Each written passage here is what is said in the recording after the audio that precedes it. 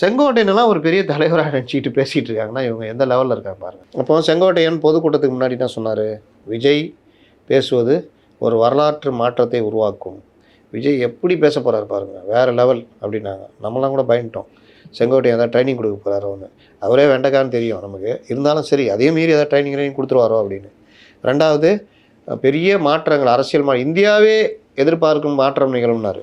கரெக்டா? பல பேர் இணைய போறாங்க, பல பேரை வெளியிடலன்னு சொன்னார். முன்னாள் அமைச்சர்கள்லாம் அதில் இருக்காங்க, அவங்கள பற்றிலாம் சொன்னால் ஹவுஸ் அரெஸ்ட் பண்ணிடுவாங்க அந்த அளவுக்கு சொன்னாரு பிரஸ் மீட்ல. உண்மைதான்.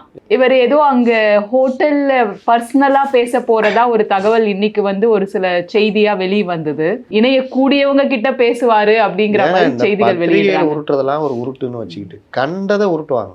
செங்கோட்டையன் சொன்னதும் அப்ப உருட்டுதான் சொல்றீங்களா? வேற என்ன, அண்ணன் புசிக்கு தெரியும். இப்ப போய் சொல்லுவார், தலைவரை இதுதான் நான் சொன்னேன், இது டம்மி பீஸ், நீ தான் நம்பலை, அவர் பெரிய ஆளுன்னு இவங்களாம் தூக்கிட்டு உருட்டின்னு வராங்க, என்னை கவுக்கிறதுக்குனே பண்ணுறாங்க தலைவரை, நீங்கள் இன்னும் நம்பினுக்கிறீங்கன்னு. ஆமாம்மா, என்ன கூட அரை மணி நேரம் பேசுன்ட்டாப்புல, பேசாட்டு நான் வாக்கு கொடுத்துட்டேன்ட்டாப்புல, இவ்வளோ பெருசாக கொடுத்துட்டாரு. நானும் படித்து முடிக்கிறதுக்குள்ளே 35 நிமிஷம் ஆயிடுச்சு.